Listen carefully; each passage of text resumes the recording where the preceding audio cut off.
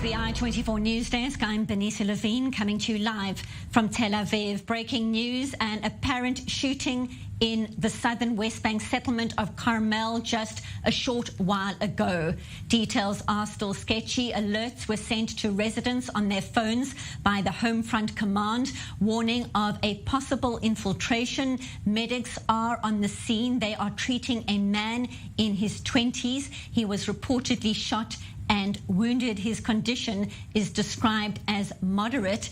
The attacker is reportedly on the run. The IDF launching a manhunt right now. So for more here in studio, I'm joined by Major General in the Reserves, Eitan Dangot, the former military secretary to 3 ministers of defense and former coordinator of government activities in the Palestinian territories. Eitan, reports of this incident happening just a short while ago. Talk to us, though, about the location. It's in the southern part of the West Bank, a settlement. We've been hearing reports recently in Nablus and Jenin. Why is this different? It's the other side of the West Bank. It's the south, and it's an area while you don't have a fence which close the area between what we divide between West Bank and the Green Line going inside what was before 67 Israel. The area of this area is a lot of settlements. Some of them even are not have a fence around itself. So it means basically we divide between what happened in the north part of the West Bank from, we can say, Ramallah, Nablus, Jenin, to that area which are very, the majority of the activities. The terror using of guns, it is the main center of terror that started already 7 months ago. On the other side, which is under more Hamas influence, we can identify the regular, what we call terror individuals with knife at that area, and we saw a different opportunities. Whether it's a sign that this area start to bumbling with terror, I think it's a great adventure for the Israel, especially to the IDF. Secondly, this kind of activities by the individual enter to a settlement, it's quite new, because all over what happened with thousands of terror occasions, all of them were inside the cities itself of Jenin, Nablus, or were on the roads by shooting or crossing the fence between the Green Line and the West Bank, but entering to the settlement, I think, closing a terror circle that shows that the terror is continued to climb up and it's around us. Maybe we'll try to make some activities also inside Israel, outside of the West Bank. We are on a time that we have to be in a very high alert. Occasions of terror will continue, unfortunately. And the second issue, the Palestinian authorities are not able to do anything, even though in the area that you just mentioned, Benita, the Palestinian security movements are more active than on the north, but you see what happened. It means that the Israel security movements, IDF, Interior Security Service, Israeli police will have to hold very intensively in September, October, the months of the Jewish holidays in this area. I think that Israel will be in a very sensitive line.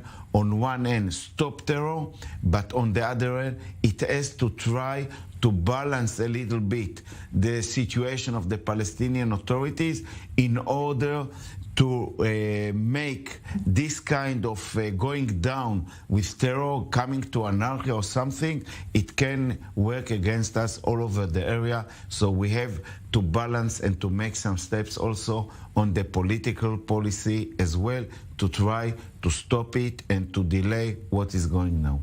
Appreciate your insight right now, and of course that manhunt is underway. We'll be tracking to see exactly how it develops. We are looking at visuals right now from the West Bank live on your screen. Major General in the Reserves, Eitan Dangot, thank you so much for being here in studio. Now for the latest updates, let's bring in our defense correspondent, Jonathan Regev. Jonathan, this is a breaking news development, the situation unfolding. What update have you got right now? It's an ongoing situation. It's not over yet, because the only fact that is confirmed is that an 18-year-old Israeli was injured inside that community, which, as you mentioned, lies on what is called the south of Hebron Mountain, being rather on the southern part of the West Bank. That man was injured, taken in moderate condition to hospital. At the beginning, the initial estimate was that he was shot from within the community, but no terrorist has been caught up until this moment. Therefore, there's another estimate saying that shots were fired from outside the community, inside, injuring that man. There's also an image which maybe shows a ladder which perhaps was used to climb into that community. All of those things are uncertain at the moment. The only thing that is confirmed is that an Israeli man was injured, taken to hospital in moderate condition. There's a manhunt all over the area for the terrorist who shot, whether from inside or outside the community. That is not confirmed yet. There's also another report that a car making its way towards that community with settlers inside was also fired at, with no injuries there. And there's a manhunt for for that shooter, whether it happened inside the community or outside. That is unclear. A manhunt happening right now, and we have to understand there are plenty of Palestinian villages in the area. If that man has fled, now catching him at this time will be much more difficult. Defense correspondent Jonathan Regev, thank you for that update. Still with me in studio, Major General in the Reserves, Eitan Dangot. Talk to us about what this manhunt looks like. The directions that estimate now about this kind of terror activities can be also shooting from outside of the settlement inside. Can be also that one individual terror climb up from the wadi around it, or the other option that he used a car that this area you have only a few cars in such hours that an escape from that. It means that you have to close immediately, first of all the settlements. On the other end, try to be very close to the area of Arab villages that he can escape there and to try to get support and to hide. So it means that it will take a few hours even, but I believe that at the end, the Israel Defense Forces and Interior Security will put its end on this murderer. And very briefly, how crucial is it that an arrest is made very quickly and this doesn't drag on for many hours or even days? Because there is a lot of intelligence sources, kind of technology or human sources in this area. Israel has a very strong interior security service that most of the time we know to put the ends. In this case, it's not mathematics. It means that you have to wait 4 hours, even it taking 1, 2, 3 days. The end of this story is very clear. We will put the end of these terrorists, or live or not, it depends, because we have not to give any one of these people freedom to continue with his plans of murdering. But, I mean again, shooting inside or inside the settlement is something that is changing a little bit the type of the way of terror that we just a fight against it in the last 7-8 months. Well, targeting a residential settlement, exactly that, literally close to home for people in that area. Thank you so much for that update, Major General in the Reserves, Eitan Dangot. Let's go back to our defense correspondent, Jonathan Regev. What update have you got for us, Jonathan?